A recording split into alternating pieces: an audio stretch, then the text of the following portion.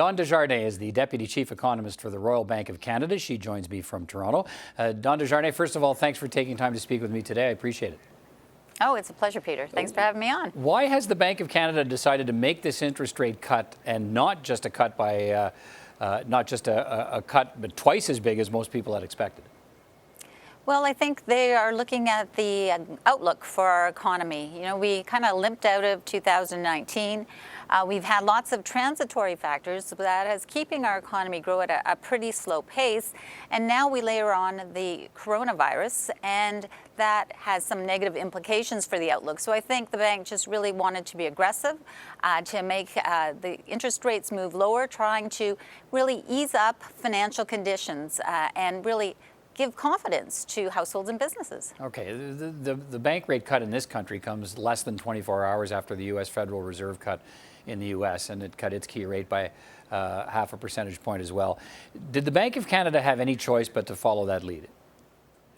Well, I wouldn't say they had to do the 50 basis points. Certainly when we thought about it, we said, you know, they're probably going to lower the rate by a quarter because we thought that would really be a signal that they're working to mitigate these downside risks to the economy. And we thought they'd follow that up with another 25 basis point rate reduction in April. And that really aimed at steering a course towards stronger economic activity as we go forward. So these transitory impacts, whether it's from the rail blockades, poor weather, commodity price declines, all of those things, really looking to have that 50 basis points over 2 meetings. So I don't think it forced the hand of the Bank of Canada. I think it just stressed that they are very willing to do what is needed to get our economy back on track. What effect is the bank hoping the rate cut will have? Well, they're hoping that will reduce borrowing costs, which it will for households and businesses. And I think they're also wanting to ensure that they're feeling good about the outlook, believing that we will get through these transitory factors that are weighing on the pace of economic growth. So I think their main goal here was to lower interest rates, reduce some of the tightening we've seen in financial conditions as equity prices fell, as corporate interest rate spreads widen. And so they're working to mitigate the impact that that's going to have on the economy. And again, pretty much a confidence move, I would say, for households and businesses. Right. I guess part of me is wondering how likely is a big boost in economic activity and confidence if the virus spreads and people maybe don't want to travel or spend on activities that may be limited because of concerns about the virus. You know, there's still lots of unknowns here. Absolutely, and I think that's part of the story as well.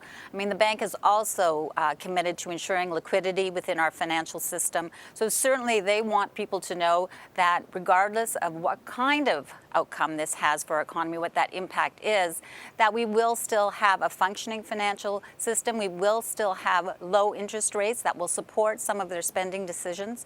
And also, we know that monetary policy changes affect the economy with a lag. So perhaps we're not going to see any immediate reaction in terms of the economy, but it really is aimed at supporting growth further down the road. And in terms of consumer confidence, is there any concern at all about the opposite happening, that you see a bank make a fairly significant cut of 50 basis points? Does that send, as much as it's designed to have people spend more, could it have the opposite effect? People say that and say, just a minute, that sends a bit of a shiver through the economy of saying, if the bank's taking that kind of action, I'm going to hunker down because that makes me more worried. Well, certainly that is the risk. But I think what the bank is trying to lay the groundwork for is to say that, you know, we don't know any more than anyone else in terms of the true magnitude of the hit to the economy from this virus.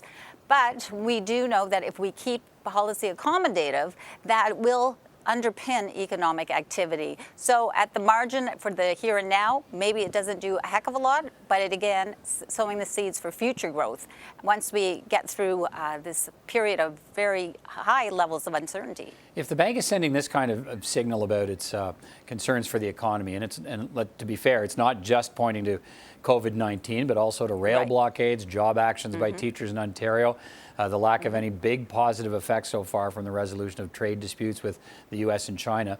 There are a number of negative effects dragging on the economy. Is there also a message in all of that from the bank about the need perhaps for some sort of stimulus spending or tax relief from governments to help lift the economy as we get ready here for a federal budget in the next couple of weeks? Well, no, I wouldn't necessarily say the bank is advocating for anything, but I think they are, they wouldn't put anything in their forecast, for example, that isn't already announced by the government. But I think it does open the door, just as a general statement, to the government also putting in some fiscal stimulus. Again, trying to lean against these downside risks to the economy, getting money in the hands of people with the idea that they will spend it, and that will prevent the economy slumping even further than we think it's already going to. All right, let's finish on this. Should we expect more central bank rate cuts to come? Yeah, we do think the Bank of Canada will lower the rate again in April, as all of the factors you cited, whether they're transitory or they've taken some economic activity out of the economy, we think that does open the door to the bank wanting to get policy a little more accommodative. So we do think they're going to get that policy rate down by another 25 basis points when they meet in April. All right, Don Desjardins, the Deputy Chief Economist for the Royal Bank of Canada. Good to get your perspective today. Thanks so much for your time. Thank you.